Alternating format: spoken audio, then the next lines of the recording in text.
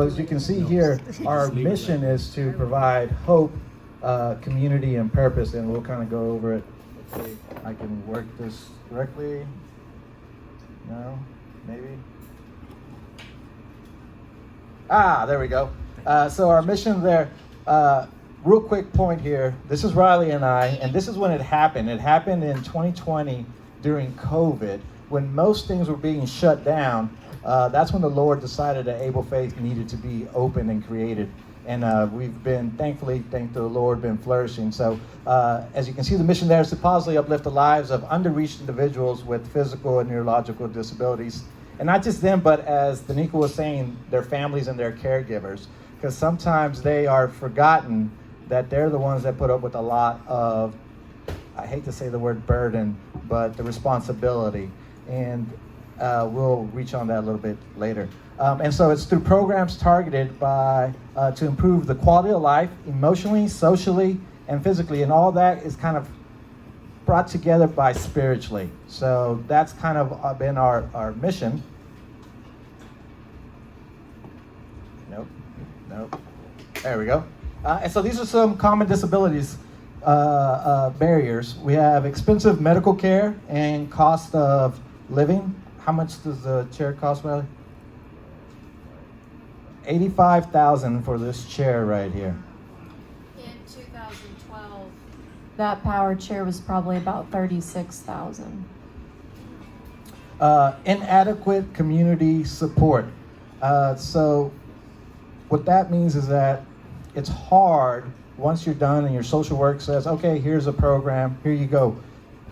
And that's after you had an injury, whether it be a stroke, a spinal cord injury, MS, but you're in a whirlwind. Your life has just been turned upside down. So you're just like, how am I gonna make it tomorrow? And the families are as well. So we provide community support. Social isolation and emotional stress.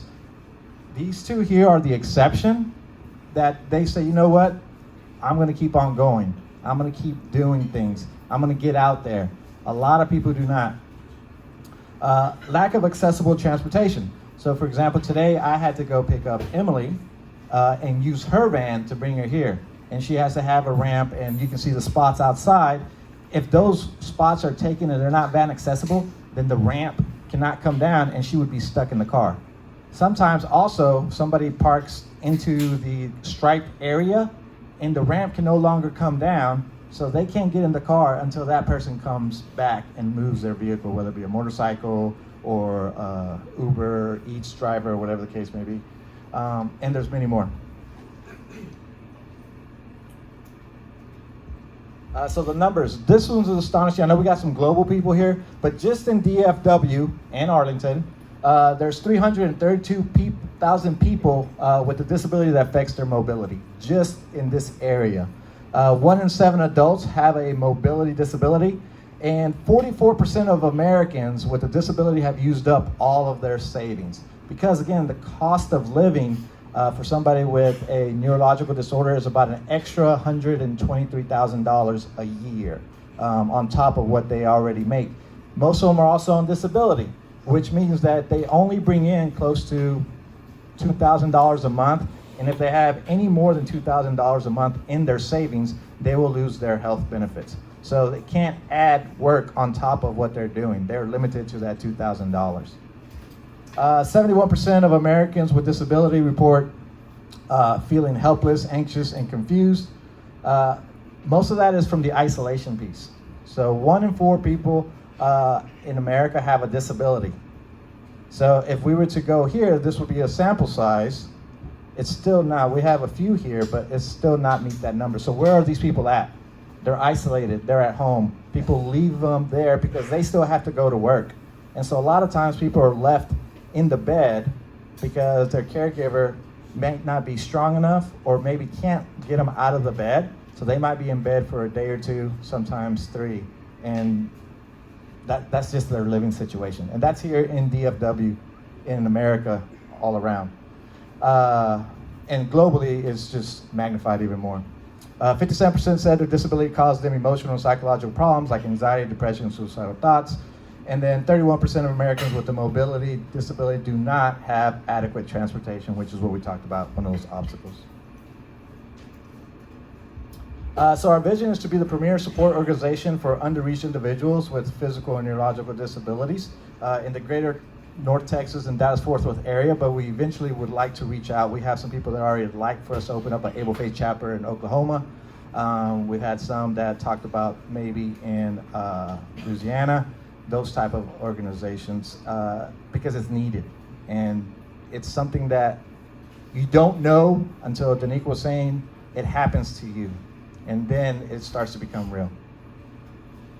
All right, I'll pass it on to Riley. Talk a little bit about what he's experienced. So yeah, I'm Riley.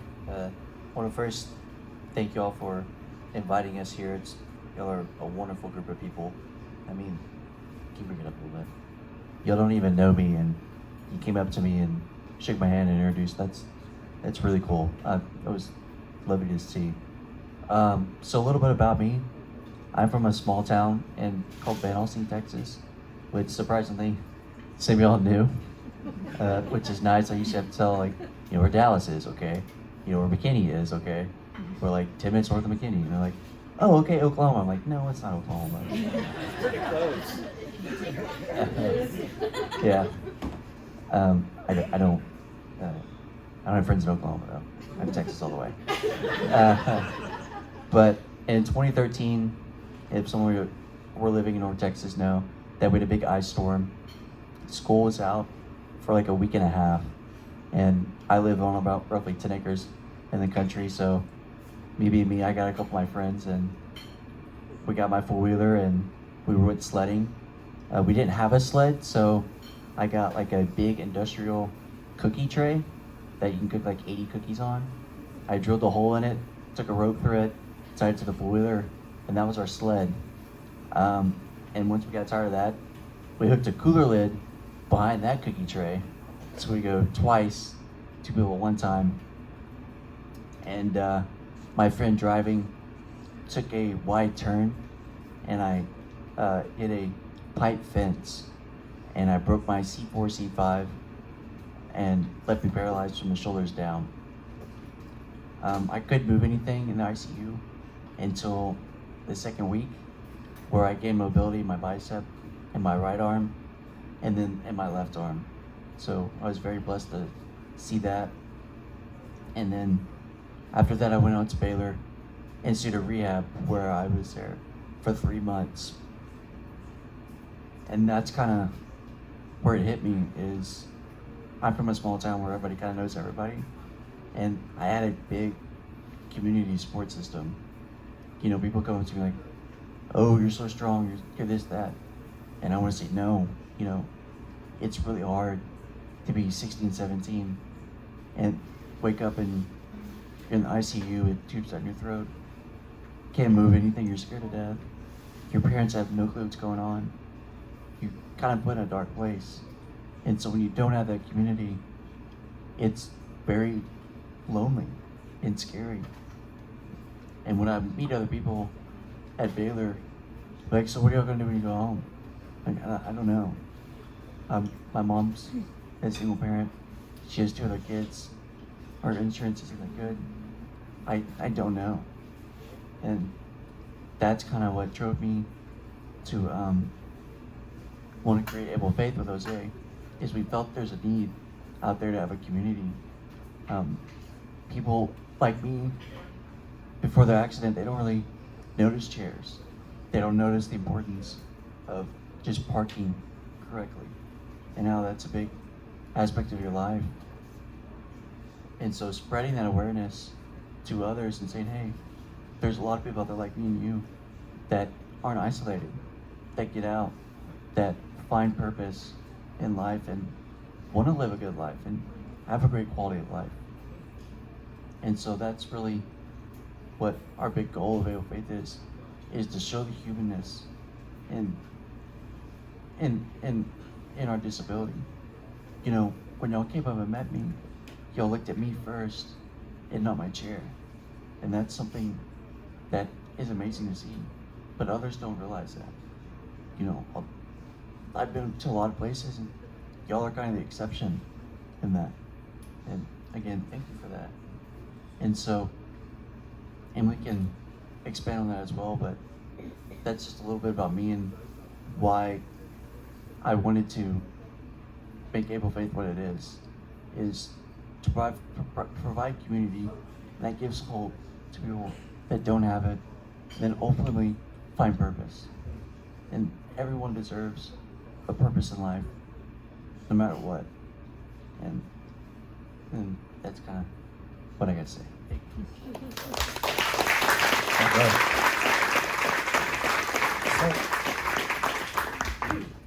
Thank you, Riley. So, kind of like Riley was saying, we started off as I was his personal trainer. I am his personal trainer. My degree is in health and human performance, so I train people, specialized train people with paralysis. So once physical therapy is done, where do they go after that?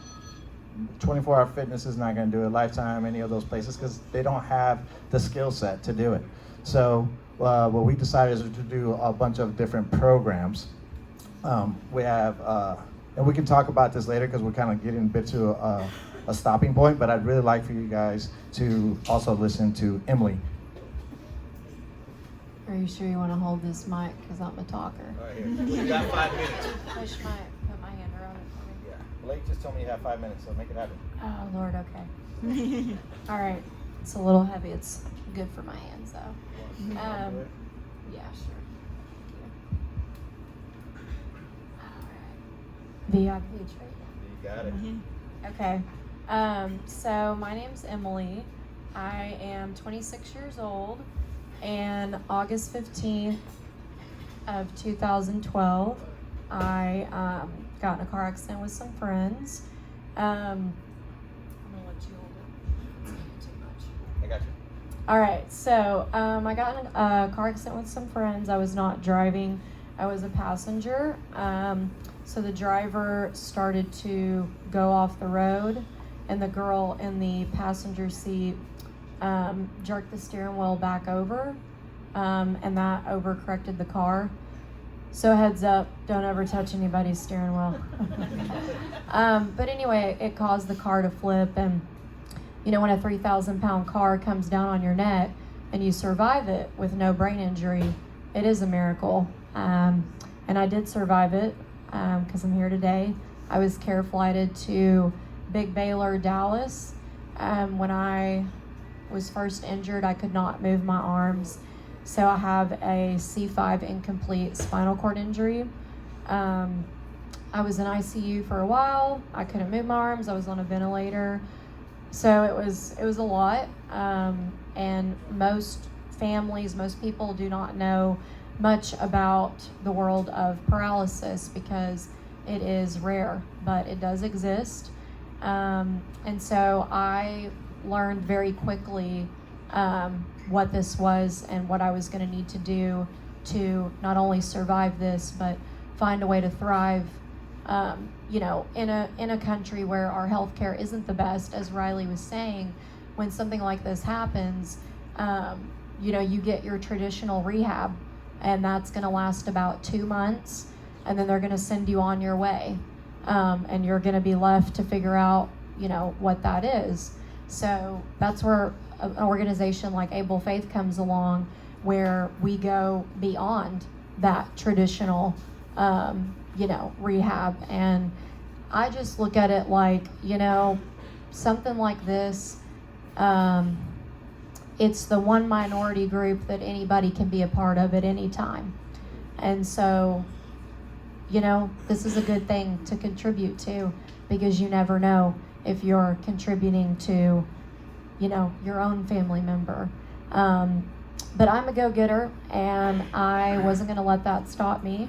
So I got my GED immediately after. And then I went straight into my associates, and I got that. And I went straight into my bachelor's, and I got that. And I went straight into my master's, and I got that. And I am now a licensed professional counselor for the state of Texas. So, you know, I can't even begin to explain what it took for me to get to this point. I'm sure you all can imagine. It was a lot. I had to be a trailblazer. If you don't see a way, you have to learn to make a way. And that's what I did. I didn't really see a way. I saw a lot of barriers. We're talking about the lines on the ground. I didn't know what that was before I was paralyzed. Wasn't my life. I didn't think about it. But then it happened to me, and when you know better, you do better. And so we got to stop giving out handicap stickers like Tic Tacs. We got to stop parking on the lines. We got to stop paying CNAs $9 an hour. These are all things that are that paralyzed people have to deal with. We talk about isolation. We talk about how COVID changed this country. Well, people like me and Riley been experiencing COVID before COVID was here. So Able Faith, that's what we do. We make a way. If you survive something like this, we recognize that quality of life is still important. And I also live on my own now, which is a very, very rare thing for a quadriplegic to live outside of their family's home. But I work, I live completely by myself. I manage all of my care. It is a full-time job, one that I do not get paid for. But if I can do it, so can someone else. We have to look at our stories it'll be a survival guide for somebody else one day. So that's why I keep going, and that's why I do what I do, because I'm not the first and I will not be the last. And I want the next person to be able to say, you know what, I can call on Emily or Riley because they've been there, done that. So that's a little of my story. Thank you. He's very humble, but he's also graduating this year from UNT. This is when we start the Q&A, but I'll start the Q&A with, I would like to ask if you could kind of elaborate more on the programs, like the respite dinner and everything else. Am I able to go back? Okay, so we started off as just a Bible study, a Zoom Bible study during COVID, because we couldn't see each other. And so we thought, you know what? Let's give people hope. Let's talk about the Lord and what they're going through and how the Lord is making this all work for His good. And so then we started thinking about the caregivers. Well, what about the caregivers? We're talking about the people with disabilities. What about the caregivers? And my wife, which she's always telling me what to do, was saying, why don't we just deliver food to the caregivers? And we said, okay, cool, let's do it. So we started to deliver respite dinners so that way the caregivers could have a night off. It's prepared by a chef, and it's a 5-course meal, and it's enough for a family of 4 to 8, depending. And so when I got there, I was delivering the meals, or Ryan and I were delivering the meals. I thought I was just going to drop the meal off and then just head on out. But what happened was they needed somebody to talk to. They were isolated. They didn't have anybody to talk to. So then that's what started. Oh, that's Emily right there. That's a great picture. It was there. So we started our fellowship lunches. So that way it was a designated time to be able to talk with others. So we take somebody else with a disability to talk to another person with a disability and have lunch. And then what we started to notice is you know what, when you get 2 people, and she says this all the time, where 2 or 3 gather, I am there with you, said the Lord. We said, you know what, why don't we start some socials? So we started some social outings, which were opportunities for people with disabilities to get together and get to know one another, and the families to get to know one another and connect. And so our first one was we rented out a Cinemark theater, and we took up all the, which really isn't that many. There's only 4 accessible seats. So if you wanted to put a bigger group of people with disabilities, it's not a possible thing. But they had a great time, as you can see. I think we saw Black Widow or Space Jam or something like that. And so then after that, we found out that things are expensive. And so we have quality of life grants that we give every quarter to people. This young man, he's from Oklahoma. He got injured, diving accident. And so what we started was quality of life grants. Just a quick one. I knew I'd forget something. Able Faith actually paid for my national counselor exam test. So. And we do a lot of things like this. This gentleman is trying to raise money because he's going to be the best man in his brother's wedding. And so he's trying to raise money for a standing frame that rolls, which is a machine that'll take him from his wheelchair standing up, and he can be the best man and be standing there. And so we offer quality of life grants as well.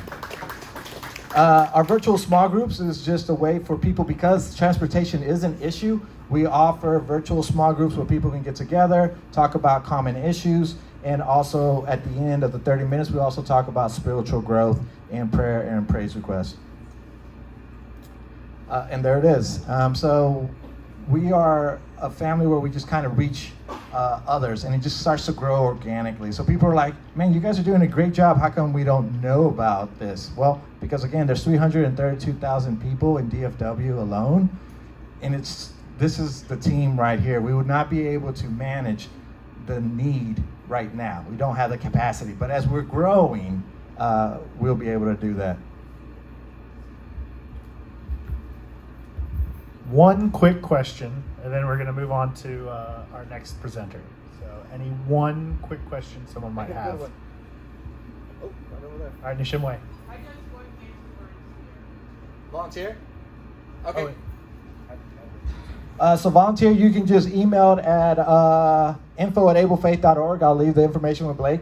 Just fill out the information. We're always looking for volunteer opportunities. We have a facility now that was donated, and we'll find something for you to do. And we appreciate all the volunteers as well. Thank you. Let's give them a round of applause. And they'll stick around after the whole luncheon's over and there's more questions and you just want to chat them up. Please do. I think Riley and Emily would love to chat you up anyways. So. I don't know about Riley. All right, so with that, I'll go ahead and invite our next guests. Karthik, if you'll go ahead and start us off, I'll get you all set up if I can see.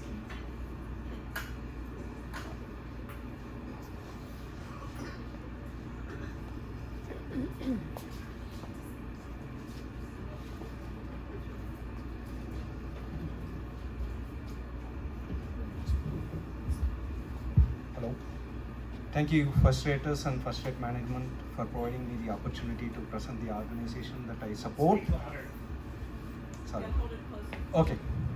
Thank you, FirstRater and FirstRate management, for providing me the opportunity to present the organization that I support. It's called Bloom to Life. About Bloom to Life, it is founded in 2015. Our mission is to create awareness, CHD awareness in USA. We sponsor heart surgeries for kids in India, like with CHDs. And we are 501c tax exempt organization. What is congenital heart disease, right? Like most of them may not be aware, it results from when a heart or a vessel near the heart is not developed at the time of the birth or even before the birth also. So over 2.4 million people in US have some form of CHD. About 40,000 kids are born every year with CHD. 1 in every 100 kids have CHD by default. And most of the infant death happens within 28 days of their born. So I'm going to explain why BTL, like in upcoming slides. I will introduce Ganesh. He is the founder and my friend. He is going to speak about how this organization started, about the kids, and then I will connect later. Thanks, Karthik. Good morning, everyone, with FirstRate. First of all, my sincere gratitude to Reverend Blake, Dave, and everybody in FirstRate for giving us an opportunity to present here. You know, when I came here, I prepared something to talk, but I'm going to talk something else. I'm very emotional at this moment. I truly believe everything happens for a reason. I truly believe we are all connected some way or the other. I walked in, I had 10 minutes of conversation with Dave, and then I see this lovely, beautiful lady here, Emily. She had her accident on August 15th. That's the day I was born. I don't know how else I can connect these dots, right? Synchronously. I was born a long time ago, before 2012. Okay, I'm very old. But I wanted to start a story I'm still emotional, but I'm going to start a story from 2008, and then I'll come to 2015. And I have a connection with 2012 too. In 2008, I had a realization in my life. The realization was, I realized I will die one day. I'm not immortal. Until that day, I did not know. I swear to God. You know what helped me to have this realization? Scotch. Seriously, try it. You will get realization. It's a single malt. It's a single malt. Always like Lagavulin or Oban is the best. Jokes apart, I realized I came into this world empty-handed. When I called my mom and I asked her, when I was born, did I bring anything with me? She said no, but she also told me, you did bring your good karma with you, right? And I realized when I go, I'm not going to take anything with me, but I'm going to take the karma with me. And then I realized along the way, I was born in a small town in India where my mom was 16 years old when she gave birth to me, and my dad was 18 years old. And he was doing engineering in a very prestigious college in India, and I was born when he was in second year of college. You can imagine how it would be for having a kid when you're in second year of college. But I didn't have any disabilities. I was a normal child. My friends call me I'm crazy. Don't believe them, right? So what I did in 2008 was I set out to start a company. I named it In Core, going within your core, where 20% of the employees were special needs people. And it was a manufacturing facility, and we did extremely well in making a social impact where a 52-year-old autistic person had his first job, first paycheck. To me, we gave dignity back to that person, right? And even today, every day I wake up with this thought, what can I do to make a difference in the younger generation?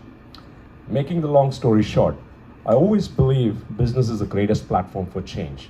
That's why I started that business, but business has profit and loss. Let me come fast forward to 2011. Because I started in 2008, it was economic meltdown. You know, we had 500 employees, but for every dollar we sold, my cost of production was $20. So we lost my shirt. I lost all my wealth. On November 7th, 2011, I was in streets. But if I had to do all over again, I will do it a million times. I won't change a thing. You know, I will not change a thing. And I still believe in giving opportunities for everybody in this world. And I still do that today, right? But nature prepares you, or God prepares you for a bigger game by giving you a bitter pill to swallow. I did not know why I had to go through that at that moment. On November 7th, 2011, I had a 3-year-old daughter at the time, and my wife was 8 weeks pregnant. And we had to give our keys to the bank, and we were homeless on that day. But I promised myself that we will come in multiple ways. And I had to move to California on that time because I did not want to be in Atlanta, where I was there for 12 years, because it was a little bit of embarrassing for you to become bankrupt. It's not easy to be bankrupt. And interestingly, one more connection. My friend invited me to their house. We stayed there for 3 months to restart our life. Her name is Punita. It happens to be her birthday today. How many connections could we have? What is the signals? I don't know, right? Today morning, I sent her a birthday wish, and I thanked her for all the generosity they showed to us. You know, if I still think about it, I tear up, because here I am from a family where I studied very well. I came to this country, made myself a mark, made millions of dollars, and then I'm homeless with a wife. We didn't have a health insurance. If you don't have health insurance in this country, you can't even have a childbirth. And my son, I told Dave today, from the moment he was born, he was in the embryo, from that time he became my teacher, right? Now I am a dad, going to be a dad for the second child, don't have money to pay for my son's insurance for the birth. And I don't have a job. Nobody likes a failed CEO, by the way. You know, nobody gives you a job. They ask me, do you know supply chain? I had a 1 million square foot of warehouse. Every day we ship 300,000 packages, 100 truckloads. You walk with me to Costco, I'll tell you how the 200 billion comes into Costco, how every item is. But I still couldn't get a job. Because I don't have a job, I don't have an insurance. Because I don't have an insurance, I can't have a childbirth. Now, there was an insurance company there was a non-profit organization in California which gives insurance to people under poverty and who had had insurance the previous year that will cover your pregnancy. So I got selected for that, and I was under poverty at that time. I had only $3,000 left in my bank account, so I got selected, and my son was born through that insurance. That day, I'm sorry, I'm a little emotional, but that day I promised myself, I'll come back. This is not going to be ever, because money comes, money goes. We got to be stronger than ever, stronger than ever. The first thing I did was, again, August 15th in 2012 is when I got the job with Trinity, the company that I'm with right now. On August 15th, I joined with them. On 2012, the day that you had your accident. We were both getting stronger that day. Absolutely. So the first thing I asked my company is, I want to unlearn and learn, and I want to go to Stanford. So here I am, a homeless guy who's getting a nice job. I'm asking to go to Stanford. My company paid for it, $70,000 to go to Stanford. I'm very thankful to Trinity for what I am today. And Srinath is the CEO of the company. He made me what I am today. I'm very, very thankful to them. Let me come back to the story of Bloom to Life, how it was formed now. So now you know that I came to this point. I promised myself that one day I'll get an opportunity to help others. That one day came in 2015, April, when I was visiting India. My office was in India, Trinity's office. We have 300 employees there. So while I was going to the office, there was a car driver who was dropping me from office to hotel and picking me up. He was very sad. It turns out he has a 3-year-old child who might die any moment because of a heart problem that the child has. So every day, when she runs 10 feet, she faints. You cannot ask a toddler not to run. So she faints 10 times a day, so he's expecting her to die any moment. Then I asked him, when did he go to the doctor? He said, it's been 2 years. I didn't have money to go to the doctor. So I took the child to a heart specialist, a cardiologist, and they said it's a blue baby syndrome, where there's a hole in the heart, the good blood and the bad blood gets mixed up, you don't have enough oxygen, so the child is fainting. Now, the moment he said that, I asked him, is it curable? He said, it's called blue baby syndrome. It's a completely curable disease if you do the surgery within 5 years of age. And it just costs $5,000 to do a surgery. Should a child die for $5,000? Now, the bulb went in my head. This is the calling. This is what the nature has been preparing me for. That moment, I decided we're going to help the child. I came back to India, and on April 23rd, 2015, from India, I came back to Bay Area, and that day was my other best friend's birthday. His name is also Ganesh. Too many birthdays today, right? And I spoke with a couple of my friends. We pitched the money together, and we did the first surgery on April 2015. Then I thought, why don't we do it as an organization? My friends gave the name as Bloom to Life. You remove one obstacle and let the child bloom. And July 2015 is when it was officially registered. By the time the second child came in June, and this child, we found him when he was like 9 days old. A letter came. Now, how do you find the second child and the third child and the fourth child? The doctor who gave this child's letter became my good friend instantly, and she became the co-founder of this organization. So Bloom to Life has been found by me and my wife, Saumi, and Dr. Sangeeta. We are the 3 founders of this organization. So this child, I'm sorry, I took 5 minutes to talk about my story. So this child, we did the surgery when he was 22 days old. He had a condition called great artery transposition syndrome. What that, in simple terms, you have a tube which takes good blood to the body, that's called arteries, and then the bad blood comes in through veins into the heart to clean up. These two things are inversed, meaning that it is transposed. So you have to reconstruct that surgery, reconstruct the artery and the ventricle. Imagine the child's heart is only a thumbnail size, and the artery and the ventricles are the size of my non-existing hair. That is the most complex surgery in the human body. In the United States, the surgery costs $300,000. In India, it costs $4,000. And if you don't do the surgery within 30 days of the child's birth, the child will die 100% within 9 to 10 months of age. Within the first year, the child will die.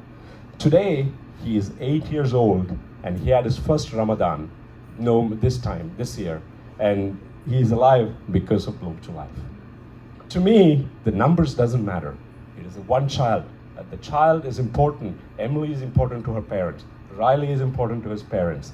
It is so important that we focus on the next child in need, is how we built this organization. So I have built a $100 million company before. I had 11,500 employees before. I just reflected on my life and I realized if you run too fast, you're going to fall. So the first 7 years, we kept it in the stealth mode. We put the pipeline in place. So we just focused on one cause, heart surgeries. That's it. And we just focused on the next one child in need. As of today morning, we have helped save 74 children with heart surgeries.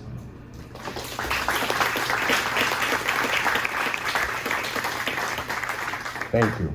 So this is the second child. I have one more child as an example. I want to touch upon these three. This child, his name is Arjun. He has Down syndrome. And when the request came, this child had 30% chance of survival. It was a very complex surgery. We went ahead and did the surgery for this child. Today he's 6 years old. Look at the happiness in his face. And for that parent, he is everything. That's what we do. Next time. Thank you. And this child, her name is Lakshmi. We did the surgery when she was 11 years old. Today she's 17 years. She's as beautiful as Emily is. One day she'll get married and have a child. This is what Bloom to Life does. Now, what we have done is 1 in 100 children are born with congenital heart disease, or 1 in 100 children have heart problem. What we're doing right now is, in the United States, we are creating the awareness on this problem. And one of the interesting aspects of this congenital heart disease is, if you do the surgery when it is a newborn stage, it's like a cleft lip surgery. You don't need to have follow-ups. They will have a normal life after that.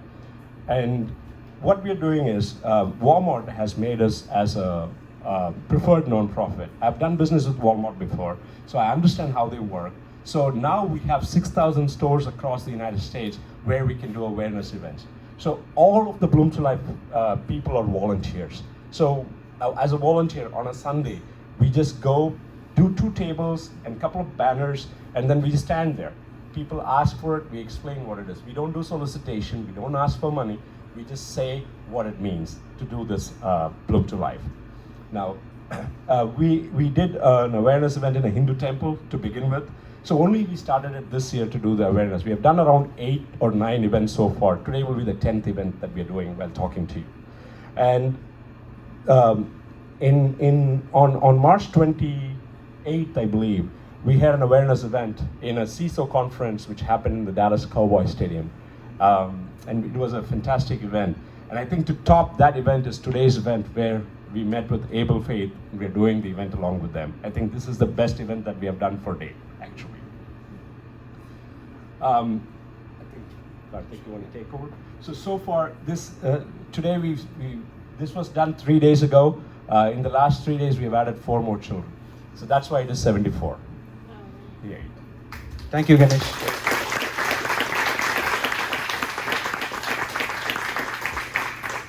Okay, highlights about Bloom to Life. We have saved so far 74 kids so far. 100% of the donations goes to the heart surgeries. There is 0% admin cost, because everything is run by volunteers. We have tied up with best hospitals in India. Primarily, what Ganesh always says is, if our child has a problem, where we will take.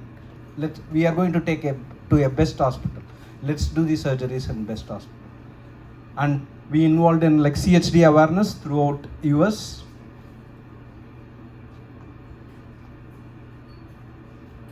A lot of people ask me why BTL, why you are doing Bloom to Life. Even last week, I was in a client call. He saw my logo in my T-shirt. He asked Karthik, what is that logo? I explained about Bloom to Life. So he said Karthik, why did you choose Bloom to Life? There is a big story I'm just going to say. Before that, I'm going to play a short audio. This is from one of the doctors.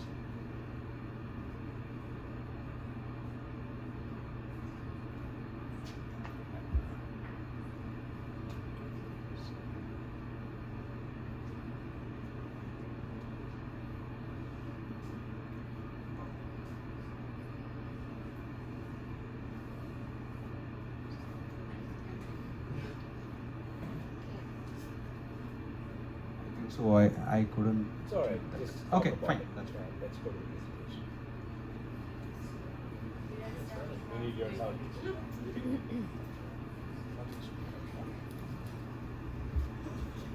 Okay, so it's a story about baby of Divya. So baby of Divya, I think so, like last month, we received a call from one of the best doctors in India. He called and said, we have a child, 19 days old child. They came to us with $100 rupees in their packet. $1. Yeah, it is like $1.2 in US dollars, right? So they don't have any money, and it needs just a single surgery with maybe $1,200 or $1,500. We will be able to operate, and we will be able to make sure that kid is healthy throughout the life.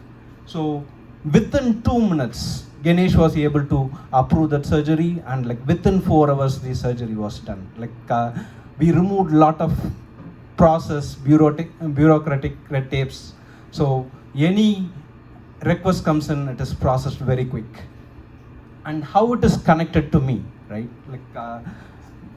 Few of them may be aware of health issues of my son. In 2018, my son had an immune issue, and he was hospitalized for almost 52 days. During that time, it is very difficult time in my lifetime. My son was in one hospital, and my wife was in another hospital delivering my second baby. And it is 4 miles away. I need to run between the hospitals. I had wonderful friends.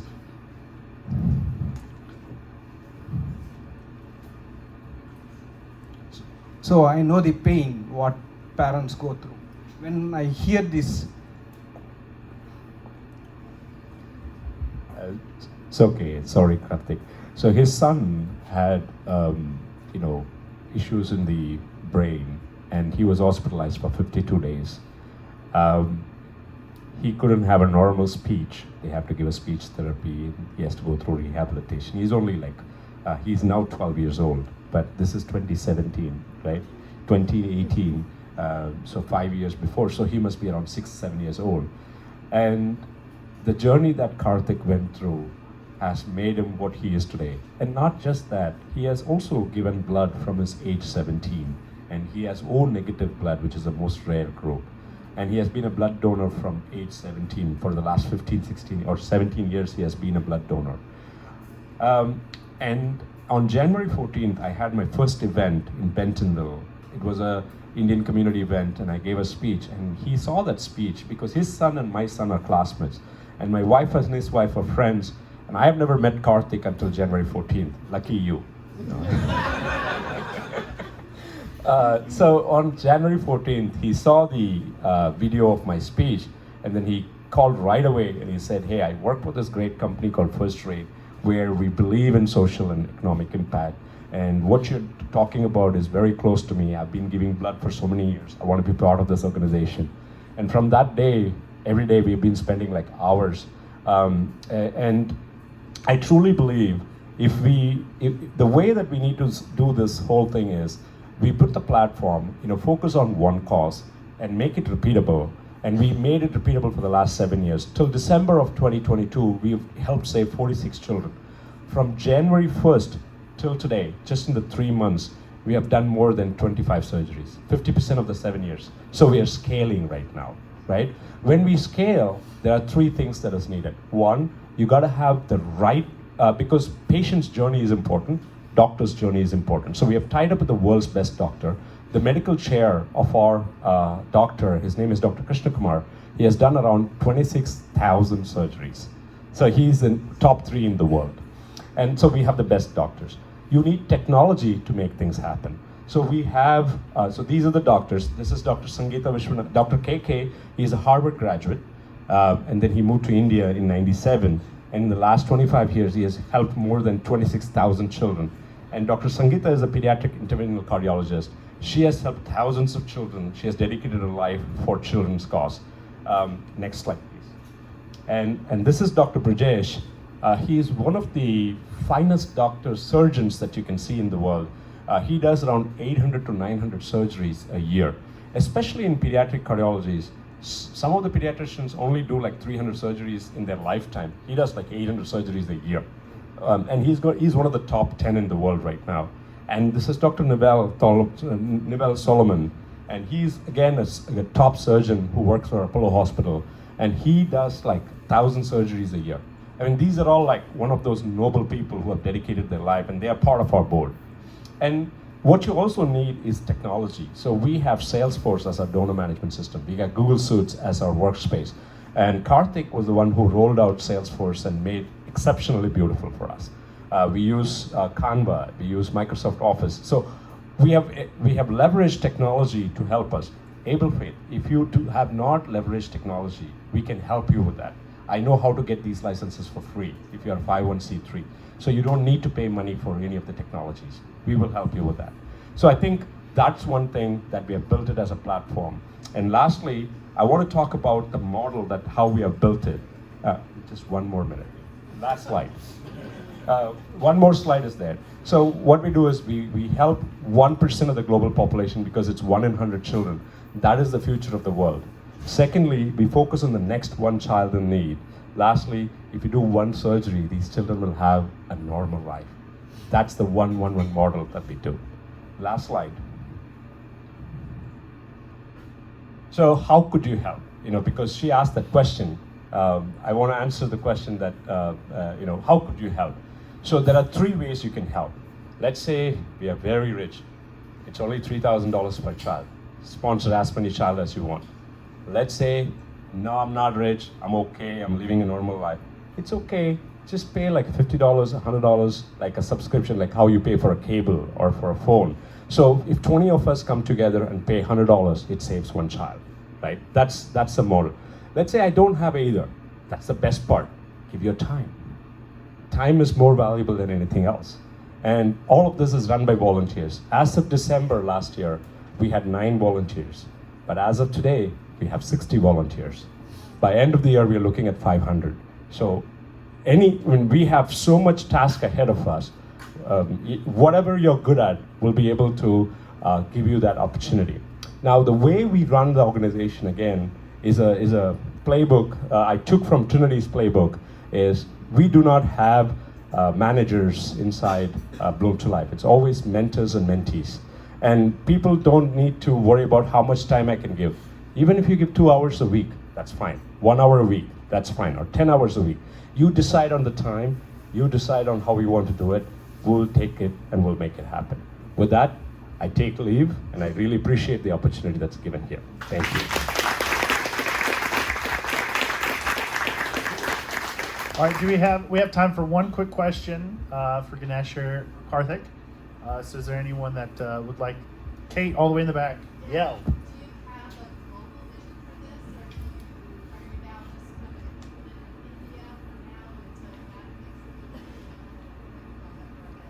I'm glad that you asked this question. I was wanting somebody to ask this question. Thank you. It is a global organization. You got to start somewhere. So we started local in India. But even in India, we started with one region first. Now we do all over India. Today we had 1 child from Meghalaya. We did a child from Assam yesterday. We have done a child from Kashmir. We have done a child from South India. So all over India we're doing it right now. The next phase is going to be the SAARC countries. And then the third phase is going to be other regional countries. In the United States, what we are planning to do is each surgery costs $300,000 or $100,000. So there is a pediatric conference that is coming in August where the world's pediatricians are going to be there. And in that, we are going to find pediatricians who are willing to sponsor their time.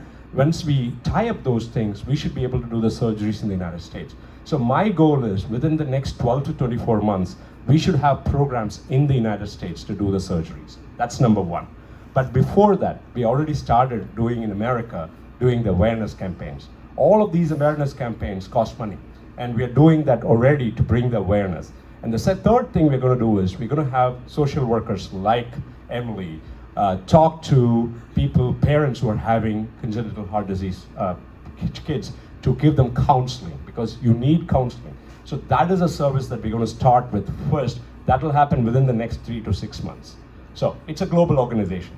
1% of the world population is what we are targeting. Thank you. Well, on behalf of everyone here at FirstRate, I just want to say thank you again. Thank you all again for coming. It's been a pleasure. So you're still here for a bit. You can ask some questions, come up, say hi, thank you, and learn more. So I'll close this out in prayer, and y'all can we'll continue. Lord, we thank you for this time. We thank you for these people. We thank you for the vision and the passion you have laid on their hearts, and the courage and strength that they have that you have highlighted, and the good that comes from it, through them and for you. So Lord, thank you for this time, and we look forward to the blessings that will come out of it.